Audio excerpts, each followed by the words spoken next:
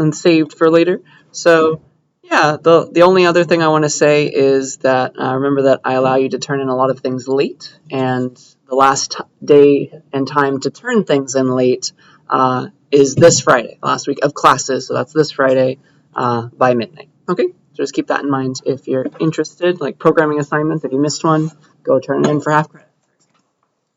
There's that, and then yeah, the rest of me in this class before the final exam will be going through these review slides. Okay. Feel free to stop me at any point if you'd like. Obviously, this is all for you, right? So, if there's something you'd rather me talk about, you'd rather hear me talk about that I didn't get to, just derail me. That is the whole point. Let's first talk about non-programming stuff, and then we'll get into some programming too today. So yeah, stuff that you can never forget. Ethics, first of all, right? That was a big part of all of our non-programming lectures. We looked at a bunch of different questions, ethical questions, from the viewpoint of a bunch of famous thinkers. So one of the first ones that we learned about was Kantianism, the ethical theory of Kantianism. Ethics, by the way, is just like the study of what is right, what is good, what should be done, what should not be done. Just a bunch of ways of viewing a problem. Nobody's right. This should just help you as you're discovering your own answer to what is good, what is right. Okay, so what Kant thought, his name was Immanuel Kant, his maxims, the things that he believed, were that you should obey that golden rule. You should act in a way that you want everybody else to always act, and he loved that word always. Okay, and that means that you don't get any special exceptions. You're not special. You should follow the herd. Everybody should agree on one way to do things. No special exceptions. Okay, can't do that. You don't get to if nobody should steal, you shouldn't be allowed to ever steal. Okay, for example, and that was that was one of the examples I used, wasn't it? So yeah, lying and stealing, those will be the two examples for today. So for example, should you lie? Kant would ask the question, all right, should everyone always lie? Of course, Kant would say no, no one should ever lie. And then that should inform the way you think about things, but you can also think about how Kantianism might break down. We talked about that example, a murderer comes to my house and wants to kill me, or let's pretend it's something relevant to you. A murderer wants to kill your friend or something. Most people would want to lie, but Kant would say, no, we've all agreed that we would always want to never be lied to, so even to a murderer who's trying to murder our friend, we're going to tell them exactly where they are if they ask. We're not going to lie. Okay? So it's not the right answer to everything, but Kantianism is a good way to view a lot of problems. Okay? Same with stealing. Kant would be you should never steal because I would not want to be stolen from. Therefore, we should just always not steal. Because he'd ask the question, should we always be, would it be okay to always steal from people? And the answer would, of course, be no. So, again, no special exceptions. Even if you're in a bad, dire situation, if you're starving, your family's starving, you still can't steal, according to Kant. He would rather die, I guess.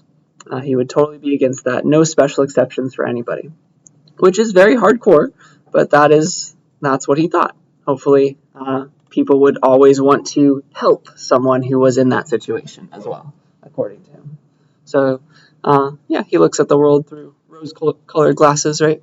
Utilitarianism is kind of the flip side a lot of the time. It doesn't agree with Kantianism sometimes. It's all about the ends justifying the means, kind of. Utilitarianism has utility in the name, and John Stuart Mill was a big proponent of that back in the 1800s, I think. So utilitarianism, they are trying to, when they're considering an ethical problem, a utilitarian would try to maximize the utility or the pleasure or the happiness that comes about for every possible action that they're trying to consider making or taking. All right, so maximize that utility / happiness for every possible action you can make, and that utility should be averaged out over everyone in the universe. All right, so it's the utility for everyone, not just you.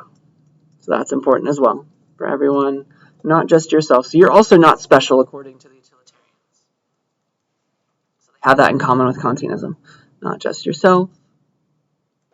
You should consider the far-reaching implications of all of your actions for everybody, including yourself, but for everybody else too. Okay, so it's all about the consequences. Like, what's going to happen if I do this? What's going to happen if I steal to feed my family, for example? Like, my family lives. I think that's a pretty good pro, right? So he'd probably be okay with that. It's a pro versus con list. It's always, all right, what are the consequences of my action? So if I do thing X, this thing will happen, this thing will happen, this thing will happen, this thing will happen with some probability.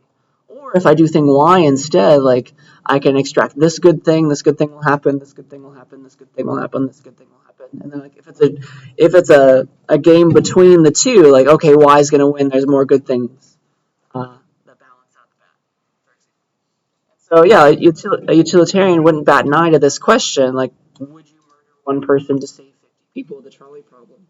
A utilitarian would be like, oh, of course, all things being equal, one human life not being equal to another, like, yeah, I would totally kill a person. I would have blood on my hands to save those 50 people, because they're, like, just pro and cons list. 50 lives versus one life. Obviously, the 50 is bigger. So, yeah, that's how utilitarians think.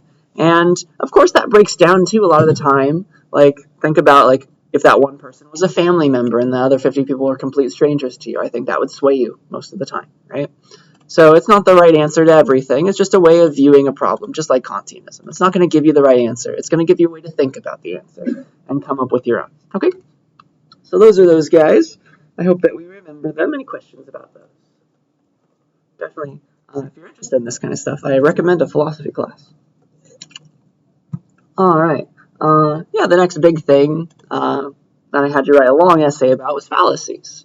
So we learned a lot about logic and both applying to programs that we write and then also just to the way we think. This is a critical thinking class after all. So yeah, we learned about fallacies, and that's just when you make a mistake when you're arguing or somebody does. Your argument, we say, has a fallacy in it. You can't trust it anymore. When there's a fallacy, it is automatically wrong.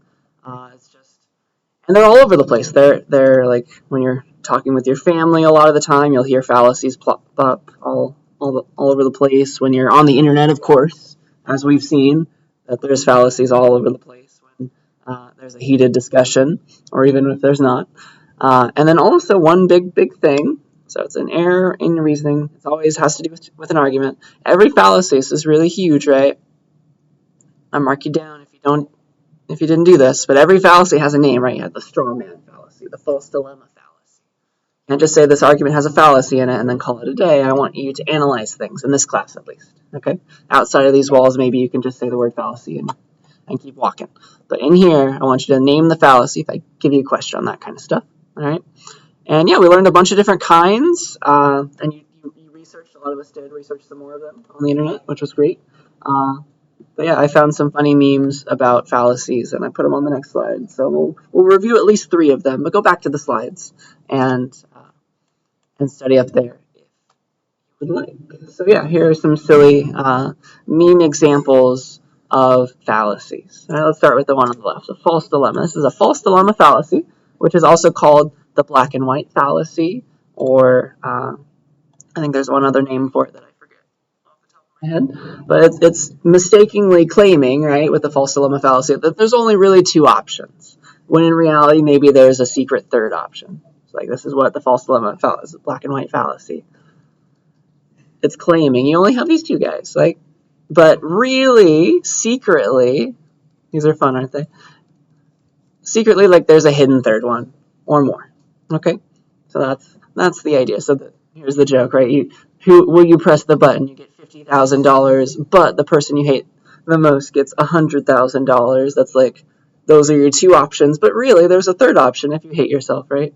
So that's the secret. So that's what it's trying to say. That's what it's claiming. Either you get $50,000 and somebody else gets more, or you get no money at all. That's kind of what it's claiming. Those are your two options, right? You press the button, you don't press the button, and those are your outcomes. But really, there's a secret third option. See that? So that's cute and funny. So that's false dilemma. Straw man is all about you're putting words into somebody's mouth. You're trying to knock down you're turning somebody else's argument into one that's made of straw, right? It has no real correspondence to what the other person was really saying. You're putting words in their mouth, and it's easy to knock down the argument when it's made of straw. It wasn't really what they were claiming. So, for example, back in the COVID days, here is the meme that came out, like, Austria banned gatherings of more than 5 people, and then families of 6 have to, like, kill one of them, for example. That was the meme. But obviously that's not what Austria was saying, right? They're claiming to knock down the argument, like, oh yeah, obviously we can't have bans for COVID. This is horrible. Even families have to be separated, which is obviously not what Austria was doing. They're trying to ban public gatherings of more than 5 people outside of a home, right? So it's a silly example, but you see how it's making fun of something that's not really what the law was about. So that is a straw man fallacy, I would say. It's putting words in the lawmaker's mouth, which is not true. Okay, so there's that, and then my last example, we can do SpongeBob. Tu quoque is an easy one. It's Latin for the word you too. It's when you turn an argument back around on somebody. So somebody's scolding you a lot of the time, like somebody's scolding you for something that you did, and then you say, no, you did that thing too. Why you shouldn't be telling me what to do? When in reality, like, maybe they realize that was a bad thing that they did if they did it in the past. So that's what tu quoque is about. You can be a hypocrite. You can have done the bad thing and then try to help other people out and tell them when they're also doing that bad thing. Okay? So it's like it's the know you on the internet. So yeah, I think that's a good refresher on fallacies. There's plenty more where that came from, of course, and we found plenty more in our essay. But I hope that brings it back to the front of our minds. Any questions about that kind of stuff? All right. Yeah, so for the rest of the day, I don't have too many slides. Shout out if you have any questions about anything, of course, and we can go to that. But I just want to talk about Python because I will be asking you Python questions on the exam. Okay, so like go back to your study, the things that I wrote in class. I gave you all the code that I wrote in class, right? And then also all the assignments that I've asked you to do. You should expect to see questions that are similar to those kinds of things. Okay, so get ready, like get idle installed on the computer before you start your test, for example. So that's important. Or bring your own laptop with it installed already. So yeah, let's talk about Python. I'll open up idle. We'll get ready. We'll make a folder for today. This is lecture 30, apparently. So I remember that when you get plopped into Python, it gives you this thing called the REPL, but this is not where you write the code. This is just where you can do quick math or something. Like you can put Python code here, but this is not where you write the file, right? You can just be like, all right, what's 2 plus 2? Read, evaluate, print, loop. It's very nice, but it's not for writing full programs. It's for like experimenting. You go to File, New Program, File, New File to write a full program. So there's that, and yeah, let's write a file about just some introductory Python stuff. Oh, and I guess before that, I've made a cute little cheat sheet for you if you want to see that. I'll give that to you in the slides page for today. So you are welcome. I've made this beautiful cheat sheet for you. It'll be here. Like when you click on Lecture 30, when I make it public, there'll be a link to the cheat sheet.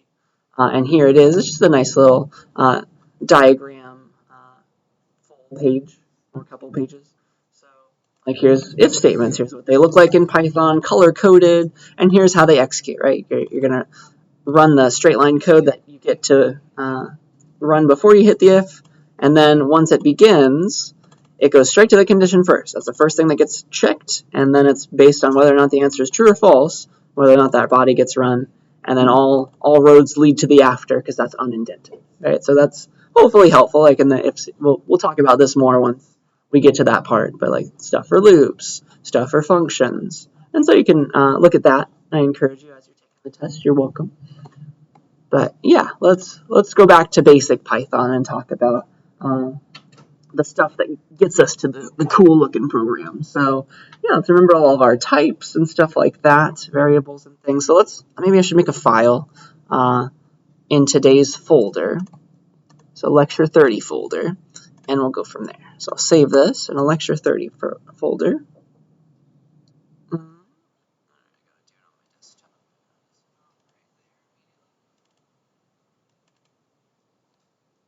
Did say 30, right?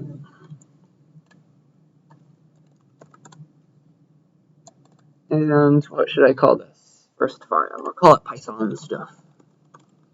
Python stuff.py. So you'll get this later.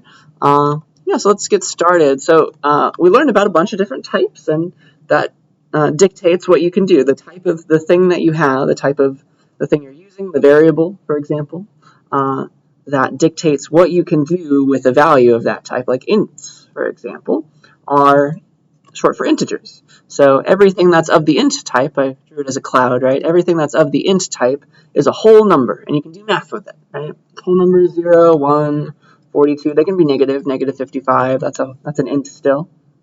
And yeah, you can start making variables of the int type by just shoving them into something with a name, with that assignment statement. You say x equals 42, and what that does, excuse me, that will make a box in memory, and it will hold 42. And if you say it like this without any quotes or anything, that will be an int. No decimal places either. That will definitely be an int.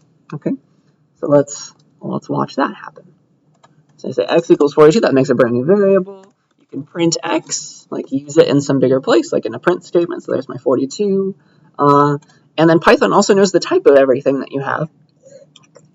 You can ask Python to print that out, print the type of x. It always remembers, even though it's not made explicit ever. It just does it for you. It knows for you.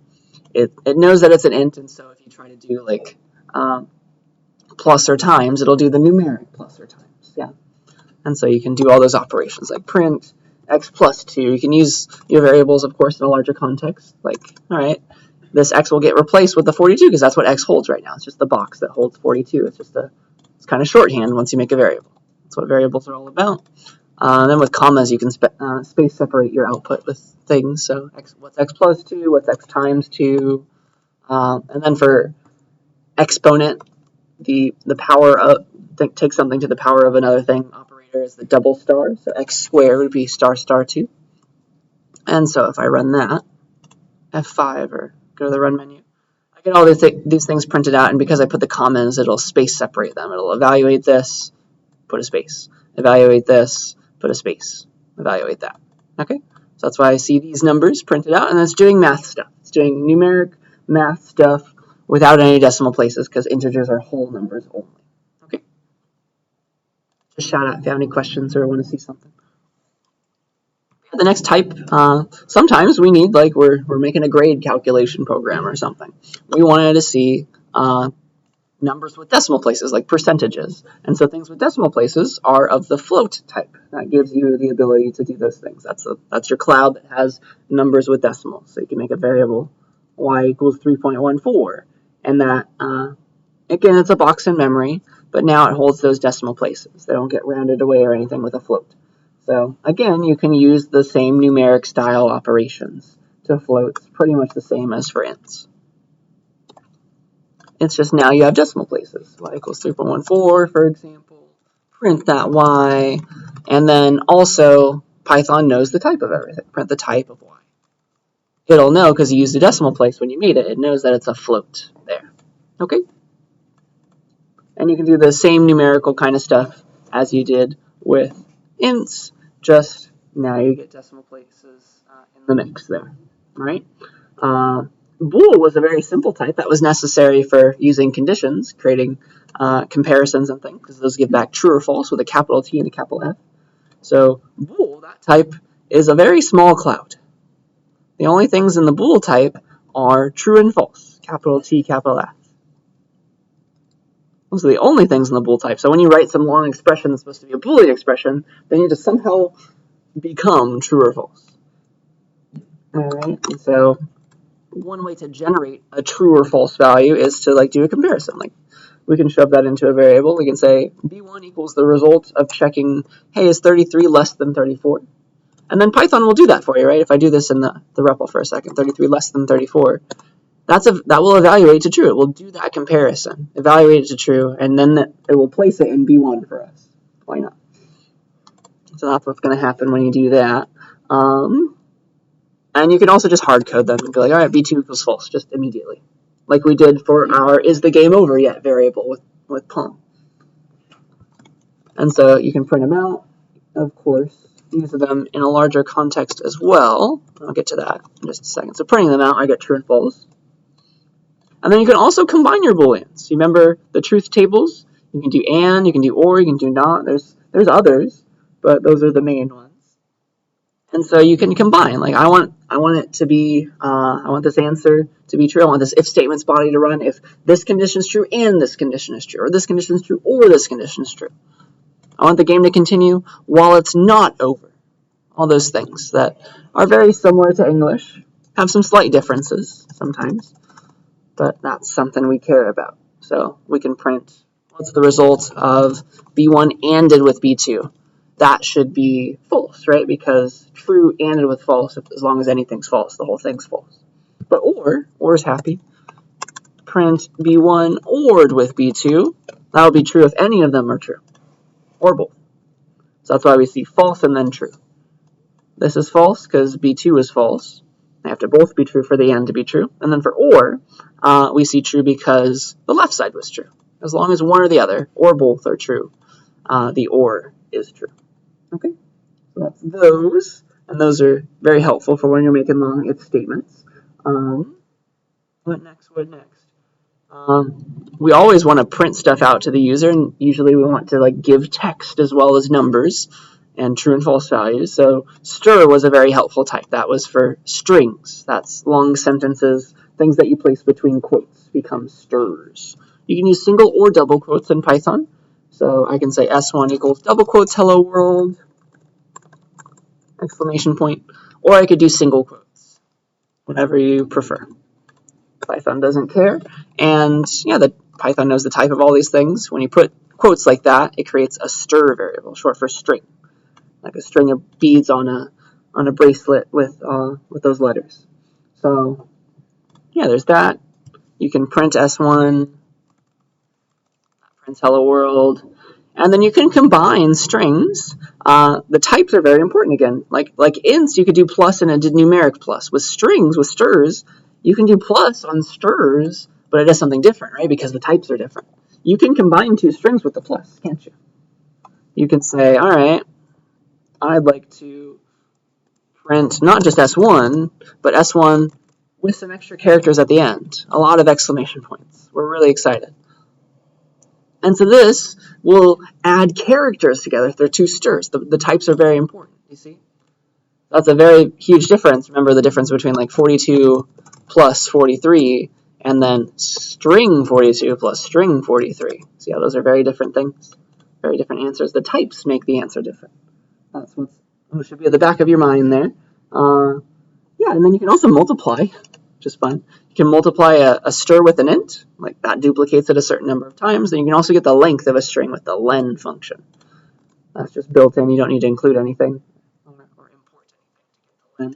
It's just there. Just like type is a function that's built in. You didn't have to import anything to get type or print.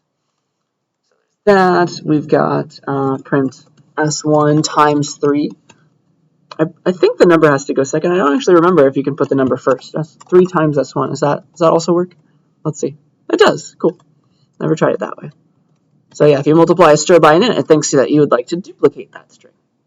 So it's making it a bunch of times. That's kind of cool. And then len tells you how long a string is, the length, the number of characters. So what's the len of S1? This will get replaced with 13 because there's 13 characters here. 3, 4, 5, 6, 7, 8, 9, 10, 11, 12. I think I forgot one somehow. I miscounted, but still is 13. Okay, so there's that. That stirs. And yeah, next we studied lists. Like a string is essentially a list of characters, lists of individual characters, but a list can hold a bunch of anything, of any type, so it's more general. So lists look like this. You can use those square brackets, and that gives you the ability to build stuff. So, for example, if I were to say this exact line, L equals square brackets 2, 4, 6, 8, it will create this in memory. It'll make L, and I can access each individual piece. There, it's like in chunks. 2, 4, 6, and 8 there. And so this is, you can access each of these bits with indices. This is index 0, 1, 2, and 3. I have indices, and they start at 0. You can also go backwards. They start at -1 backwards. So alternatively, this index 3, you can also think of it as just like the last thing, so -1. Second to last thing, -2, -3, -4. So there's always 2 valid indices for each place in a list, depending on how you want to think about getting there. They're equivalent. Yeah, let's talk about lists for a little bit. Let's make a different list in the code. Let's do I don't know, L1 equals 5, 6, 7, 8, and 9. So it holds these 5 values all separately, secretly. But you can think of it as one big thing as well. It's just one name for a bunch of stuff. So like if you print L1, it really will give you the whole list back. But you can also get each individual piece, because like the 5 is at index 0, 6 is at index 1, 7 is at index 2. You can go to all those places. So like to get out that 7, index 2, I said. You can use those angle brackets to go to a place in the list and get out that thing. And then also you can use it to change it. You can use the same syntax to change a piece of the list. Like L1 at index 2, I'd like that to be not just 7, but let's make it 77. So I ran it, and we didn't see the output because I didn't print anything again, but it really did change it. So I print L1 again. Now it's 5, 6, 77, 8, 9. See that? So you can use the same syntax to set a piece. Just use it like it's its own little variable, that piece of the list. Okay? What else can you do to a list? Yeah, you can ask for the length of a list, just like you can ask for the length of a string. You can also add together 2 lists, just like you could add together 2 strings. It's like adds the elements in that order and builds you a bigger list. That's possible. Let's see, should I make a second list? Let's do len first. Print the length of L1. I changed that middle element, but there's still 5 things in it. So the size is 5 elements total. And that's helpful for when you're looping, right? That tells you how big the list is. So the last index, is the size minus 1, right? That's important. And then, yeah, you can build other lists. L2 equals, let's make that 1, 2, 3, 4. And then you can build bigger lists. Print L2 plus L1. What do you think that's going to build? The list L2 plus L1. Think about it. That makes sense, doesn't it? It's adding the elements in order and building a larger list based on the what it should mean, right, for addition on lists. I think that is what I wanted to say about that. So those are like the major types. A list is like it can combine types as well. You can have a list that looks like this if you wanted to. You can make a list of like 42, 3414, the string high. You can have different types at each index of your list if you really wanted. And yeah, I guess the last piece of the puzzle here, before we get to like things with indentation, was the input function. That was key to like actually have our programs do different things every time we run them. That plus randomness, kind of. So the input function was how we got stuff from the user. Like it lets us give a little prompt. It lets the user pause the program, lets them type for a second, press enter, and then we get what they gave us as a str always, though. So that was the function, takes a prompt, and every time we use it, we get a string back, and we can shove that string into maybe a variable. And if we wanted to do math, like we asked the user for their favorite number or something, and we wanted to do math with it, we would have to convert the type, because we always are going to get back a str from input, regardless of whether the user was typing a number or not. That's important. All right. So let's do that program. Let's be like, hey user, input. What is your favorite number? What is your favorite number? Question mark. And this string will be displayed to the user as they type to us. I like to put a little space right here because like it lets the user type on that same line, and it's like separate. It looks cleaner, I guess. And so we can take that. That's going to give us back, like once the user types something and presses enter, this input will be replaced with whatever they gave to us. And so we can place that answer into a variable and say num equals the result. Okay? And so this is what's going to happen. What is your favorite number? 42, of course. And so then it got it and it placed it into the num variable, but it got it as, if I print num and also the type of num, it got it as a str. Remember that. So if I type it again, 42, enter. It really got it as a string. Input always is going to give you back a string. And so if you want to do math on that number, like, okay, your favorite number times 2 is num star 2. If I type 42 again. It's like, oh yeah, 42 times 2 is 4242.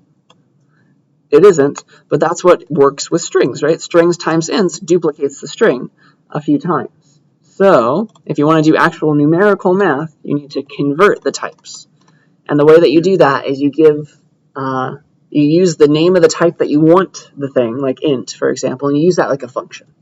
You wrap it around the name of the variable. So like I would like num to be converted to an int. So I'm going to call int like a function around num, and this will get replaced with the integer version of num if it can do that conversion. And hopefully you're actually giving it a number. And then I can just have num be replaced with whatever its integer version was. So that's nice. So like now, after this line, num is an int. And we can confirm that. Print the type of num, and then print, now let's do num times 2. Number 42. And so now, yeah, after this line, this will be converting num to the integer version, shoving that back in the same name. Now num is an int. Its type is an int, and we can do normal math, and it works as we would expect finally. Okay, so that was a lot of stuff all at once. So a bunch of different types, and then also getting input. Remember, the input function always gives you back a stir. Any questions about any of that before I move on to stuff with indentation? All right. Let's next do, I guess, yeah, conditionals I think is the next best one. So like that's the next place that we went. Let's do if statements, elif and else, those big long ones. So that allows us to do one thing or another a lot of the time. So if we go back to our nice handy dandy cheat sheet, I talk about all these here. So yeah, the best way to do one thing or another is to use a conditional. And you can use an if-else, for example. And so comparisons are your friend here because they're going to give you the thing that drives your condition. Remember that, like, your statements look like this. If, it's always your condition. If that is true, then you put a colon, you tab over, and you give your body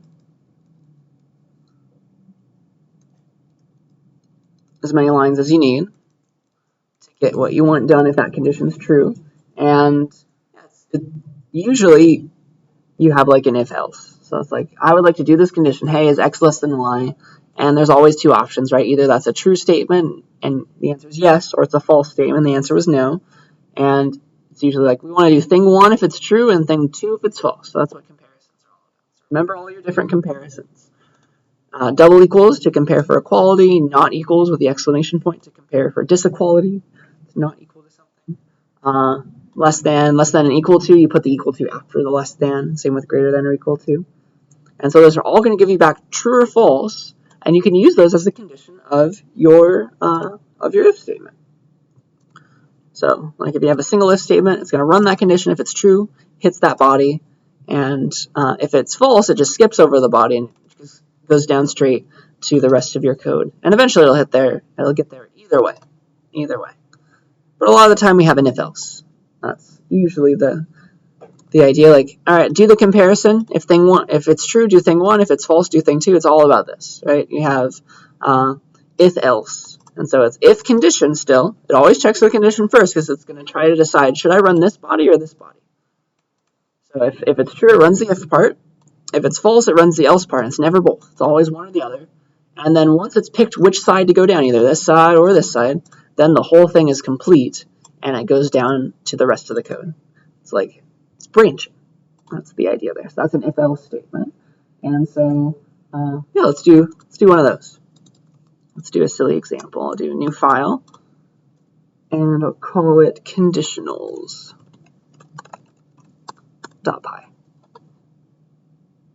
So let's do a comparison with an if statement.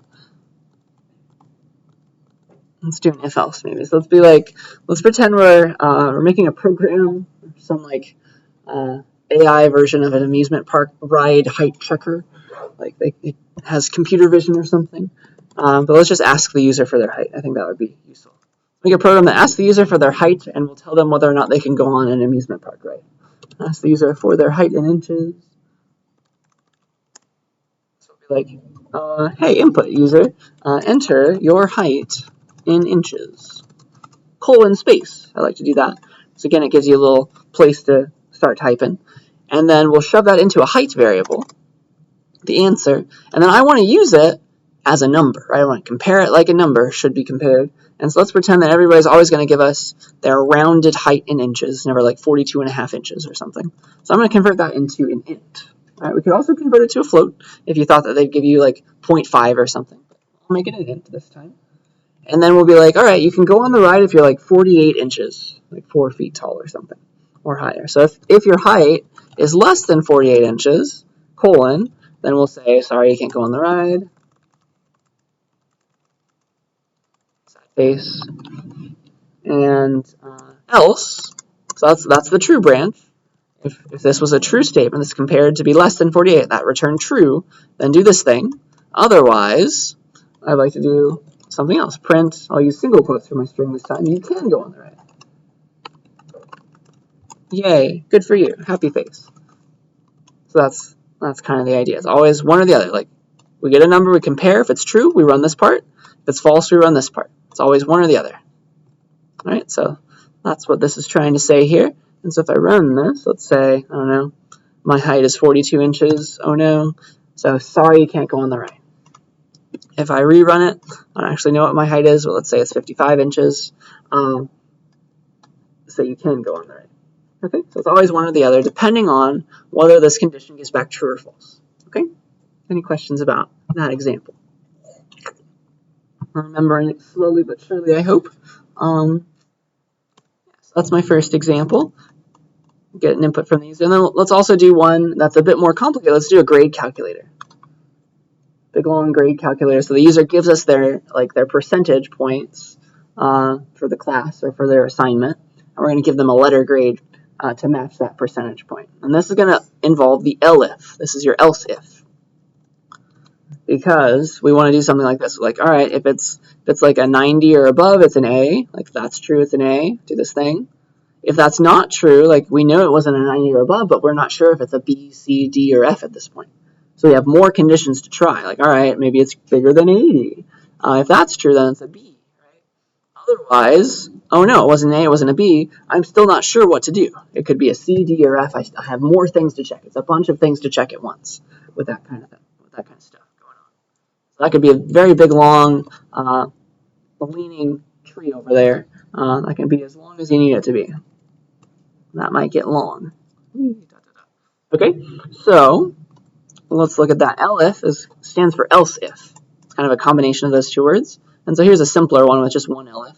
But it's always, you give a bunch of conditions, and it's just finding the first one that works. That's all what an if, elif, else statement is doing.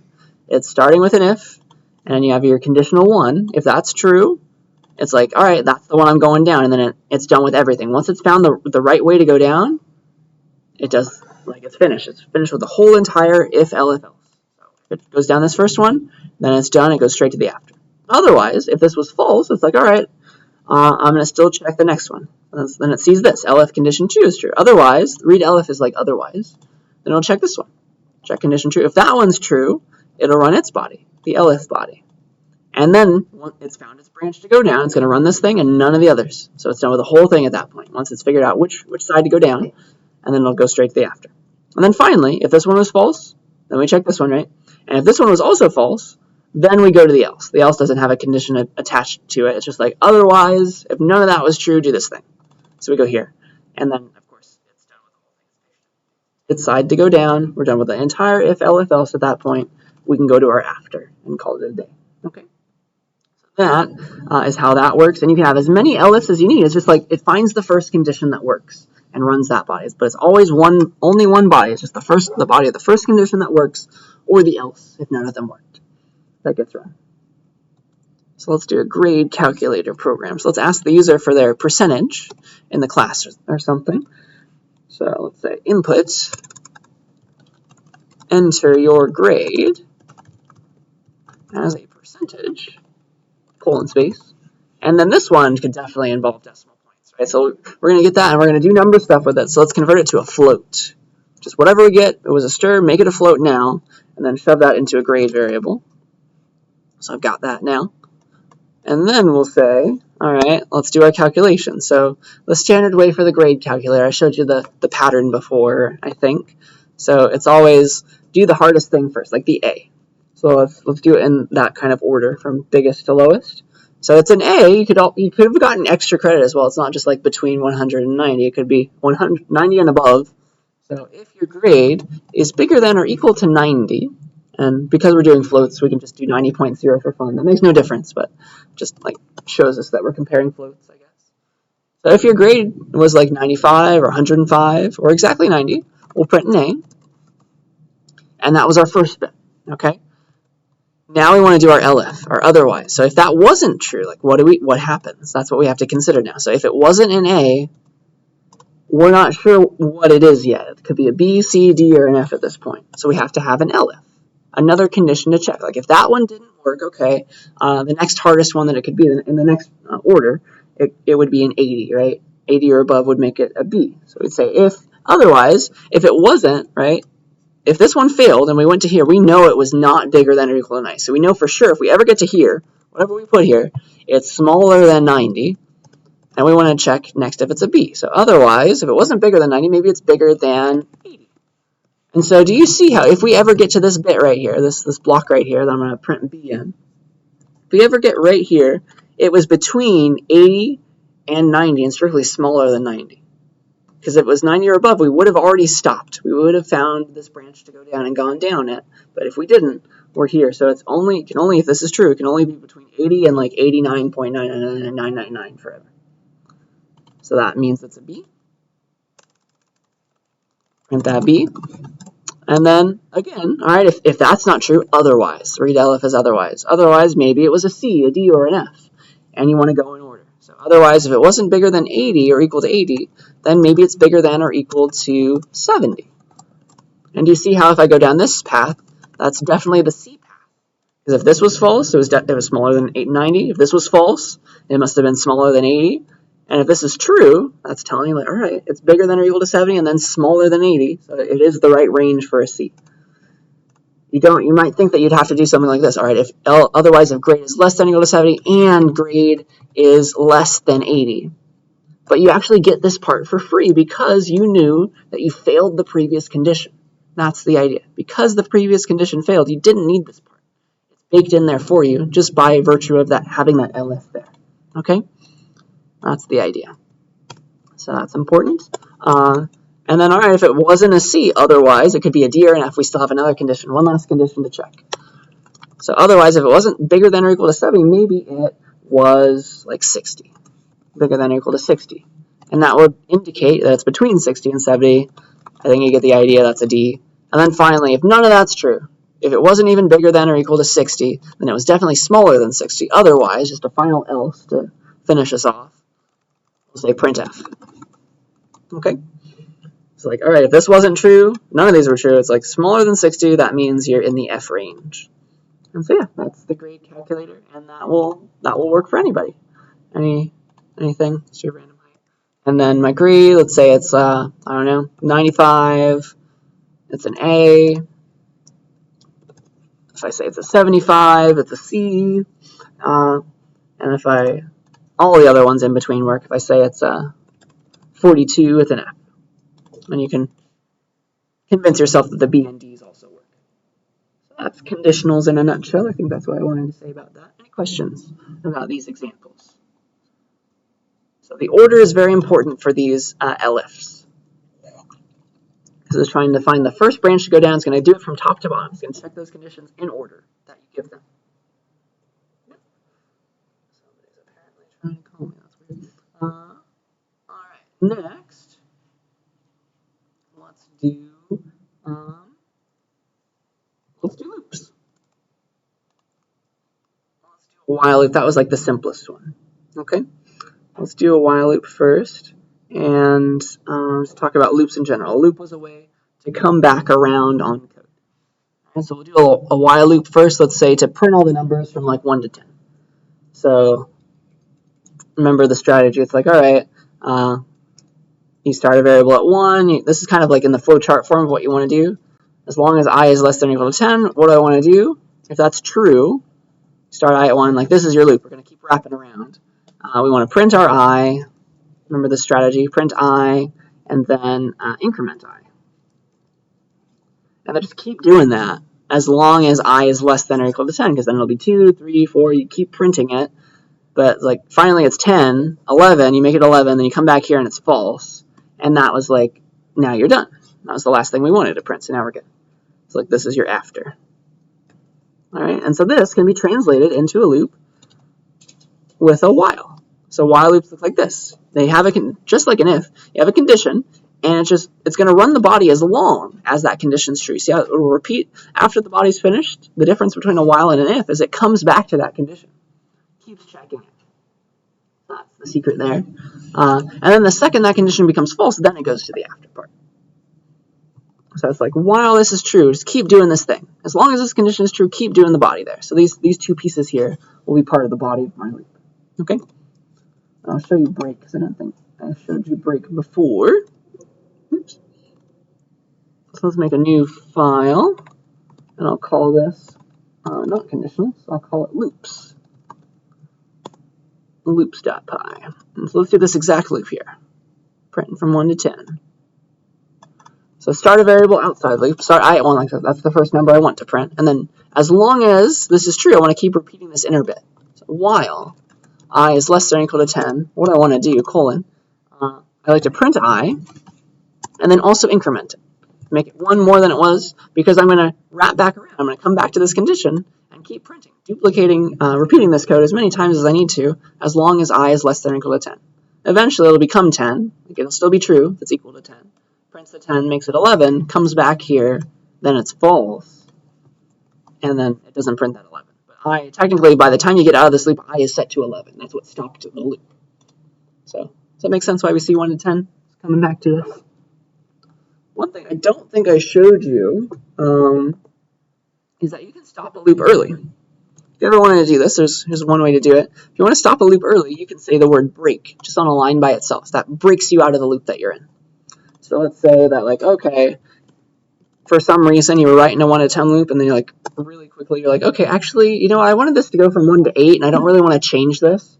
If you're being lazy, this is one way to do it. Be like, if I is 8, like, okay, I just printed 8. Or sorry, if you hate 8, it won't print 8, will it? Because it will print the 7, make I 8, and now if I is 8 now, we'll just skip the 8. We'll say break. Okay, so this stops early. Stop early by saying break.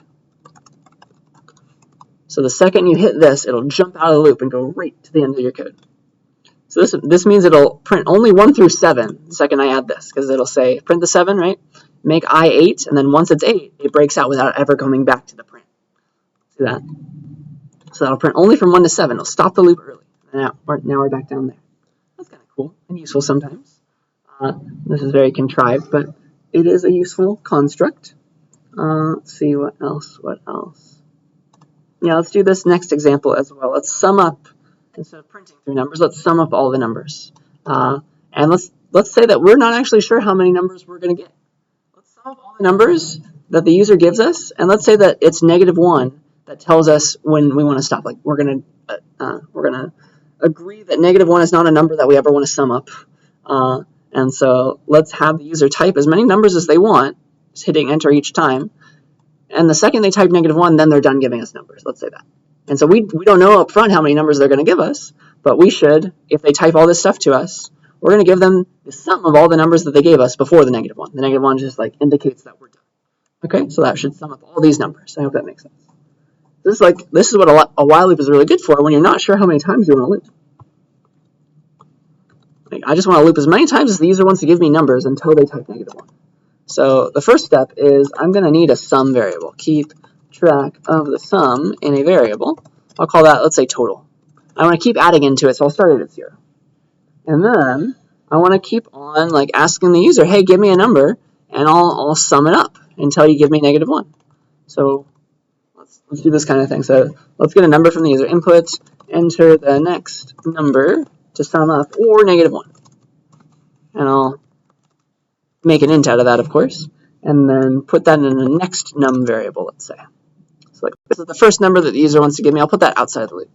And then, kind of what I want to do is, while that number that the user gave me was not -1, I want to add it into my sum and ask for a new one. Add it into my sum and ask for a new one. Add next num into total, and then ask for a new one. Get the next number.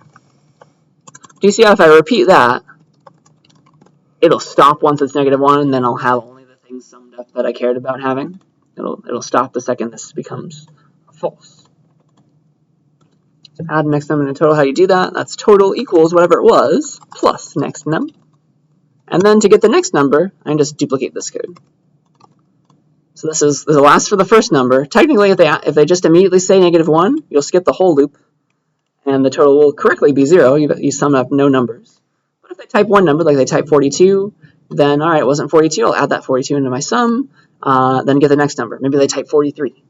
Then all right, 43. Come back to the loop check condition. 43 wasn't -1. Add that 43 into my running total, and then get the next number. And then maybe they're done. Maybe they type -1, and now next number is -1. It's not equal, if that makes sense. That becomes false, and that plops us out of the loop. And so once we're done with the loop, the number was -1. So when we get here, hopefully you see, next num must be -1. That's the only way that would have gotten us out of this loop. So next num must be -1 when we get here, when we're done with the loop. And then that means that the user gave us -1, and they want that total now. They were done typing. Output that sum, and so I'll use a print statement for that. Say print sum, colon, the comma will automatically add the space, and I'll say total. Okay? Let's do what I was saying here, like all these numbers, 40, 42, 43, 44.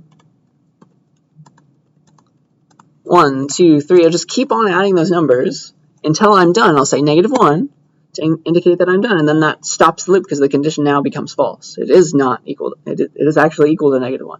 It's not equal. So apparently the sum of those numbers is 135, and you can give as many numbers as you want. You can start typing all day long as you don't give -1, then it's going to keep adding to its running total. The second you give -1, that's what's going to stop the loop. All right, so that's going to sum up those numbers. Any questions about that? That's kind of nice. That's what while loops are good for.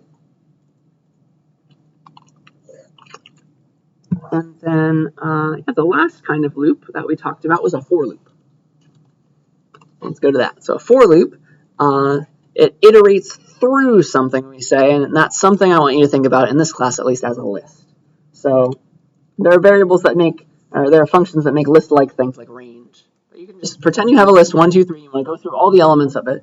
You can do that with indices and while loops, but it's easier to do it with a for loop, I would say. You also have like the range function that gives you essentially a list back. You say range of like 50, for example. It's a list-like thing, we say. It's an iterable thing that gives you back the numbers 0 through 49. You can give 2 arguments to range to like say, I want you to start at 1 instead. There's a way to do that. Yeah, there's that. So let's do an example where we find the minimum of a bunch of numbers in a list, let's say. Okay? Let's get a bunch of numbers from the user, put them in a list, let's say. Let's say we have a list of numbers. Let's find the minimum of all those values, all right? That'll be the idea. And then remember the strategy. It was like make a guess that the first number is the minimum. You keep updating your guess as you go. So let me start by making a list of numbers, getting them from the user. Because we can take most of what we just did. We can use this loop to, instead of add to a total, like the user's giving me numbers, let's add those numbers to a list. Let's do that. Let's use this code to change it around a little bit to add into a list. So I'm not going to keep track of the sum in a variable. I'm going to keep track of like a list, starting out empty. And then the user gives me a next num.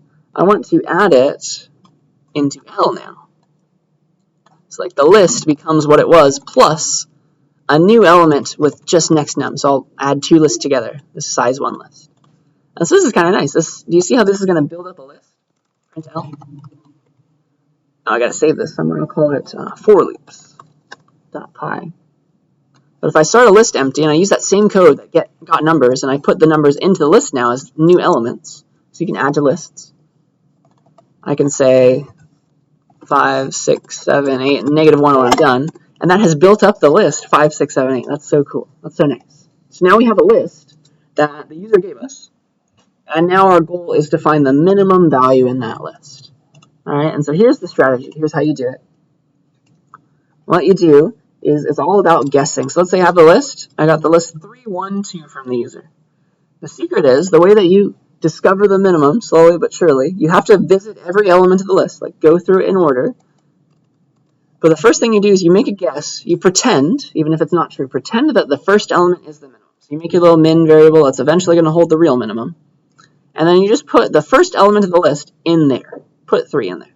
Okay? And so that's your starting guess as to what the minimum is. It's not correct right now, but it will become correct. So you're going to loop through the list now, and that will allow you can actually just loop through the rest of the list if you really wanted to. You don't ever have to look at the first element again because you've already put it there. But let's pretend we just go through the entire list now. You're going to go through the whole list in some order. We'll do it in the normal first to last order. And we'll just update our guess every time we see something smaller. So we're going to first compare our min value with 3. Well, it's the same. It's not any less, so 3 is still a good guess for the minimum so far. And then you look at the 1. You take your 1, you compare that to 3, and you're like, oh, 1 is better than 3 as far as the minimum is concerned. So I'm going to replace 1 as the minimum. That's a better guess. See that? So now I'm going to put 1 in there. And so that's how you play the game. Just keep looping through the list until you see everybody. Now you have the 2. Compare the 2 with 1. The 1 is still good, so I'm going to keep the 1 there.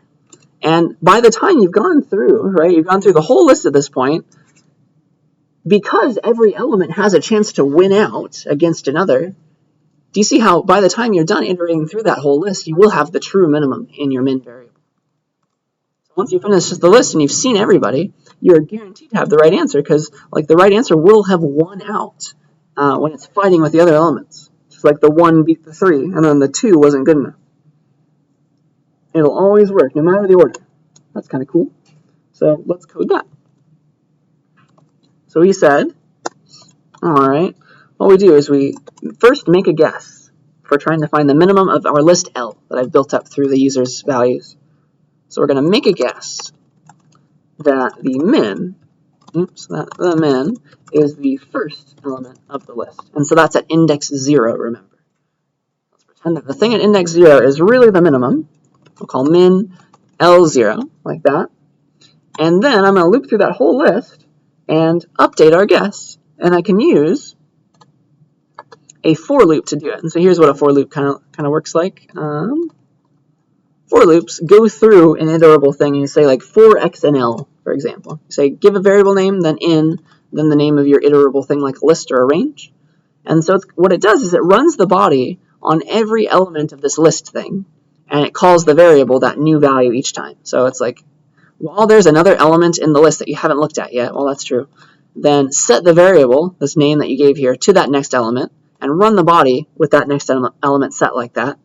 And then we'll just keep repeating that as long as there's another thing to go through. It'll go through it from left to right in order. And then you'll have that variable get a chance at being every value of that list, every value of that range. And then when there's nothing left, then that'll plop you out. That'll just stop the loop. So that's what a for loop is all about. You say for something, for a variable name in some iterable thing. So I'm going to say, I'm going to go through the list now. I'm going to loop through every element of L and update our guess.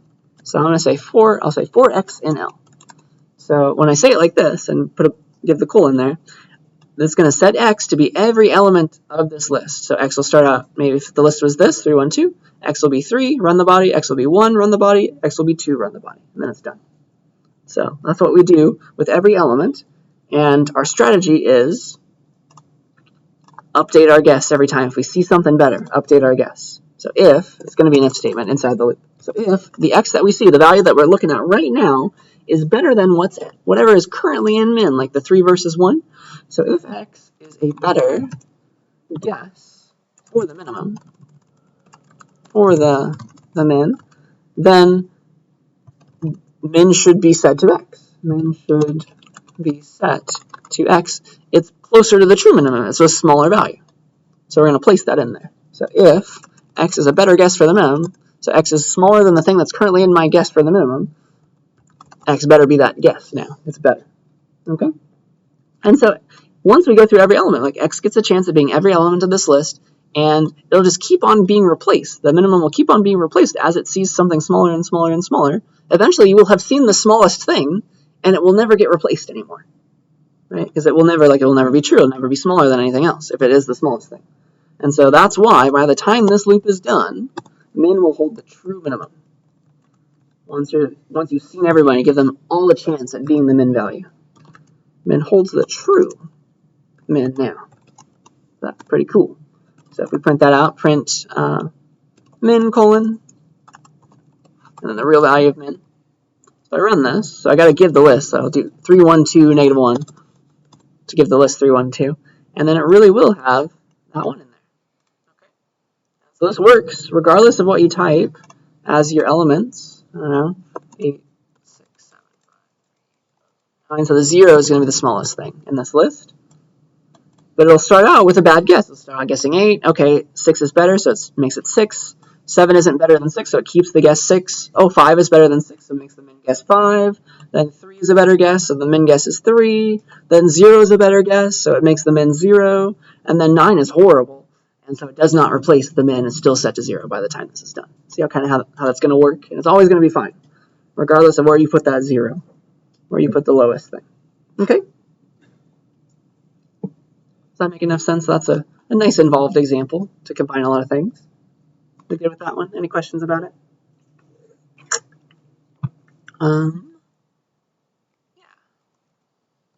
Yeah, for my last example for the day, let's do one of those proofs. Remember those? So let's prove with code that this is a true statement. It's an existentially quantified statement. Remember those words? So it has a there exists. Remember that this backwards E means there exists, just like this upside down A means for all. This is saying there exists an X, and you read the commas like such that, and here's what's true about X. There exists an X such that X is between 32 and 37, and X is prime. So I'm reading that. And this is a true statement. This is something you can either prove or disprove, and we're going to prove it, because there is a number that is prime between those values.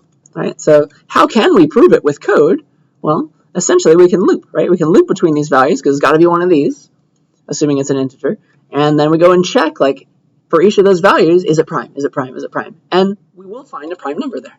If you didn't, you will have disproven it. You will have found a way to say that it's not true. But yeah, this will be a way that it is true. So that's our strategy. Let's loop through 32 and 30 through all the way through 37 and check if any of those numbers are prime. If we find one, that will have proven this statement true, which is kind of cool. An easy way to go through 32 through 37 is to use the range. So let's see. Remember that range can give, if you say range of like 50, that gives you, well, that's unhelpful. Let's convert the range to a list for a second. Range of 50 really gives you back the numbers 0 through 49. So if you wanted to start somewhere, you say range from 5 to 50. And so that'll give me the numbers 5 through 49. It's always not up to, not including the last one, but it is including the first one. And so if I want the numbers 32 through 37, I'm going to make a range between 32 to start, and then I say 38 here, because it always goes up to and not including that last one. So I'm going to loop through with a for loop the range 32, 38. That will give me my numbers that I care about. And so that's what I'm going to do. I'm going to loop through now. Let me put this up top so it's easier to see. I'm going to loop through every number for every n in the range 32 through 38, because that'll really give me 37, right? Because it doesn't go up to that one. So this will iterate from 32 to 37. And what I want to do each time is just check, hey, is that number prime right now? I'll call it n. Hey, is n prime? And let's pretend we have a function called isPrime. If isPrime of n gives back true, so if it's equal to true, or if it just gets replaced with true. So this is kind of redundant, as I've said before.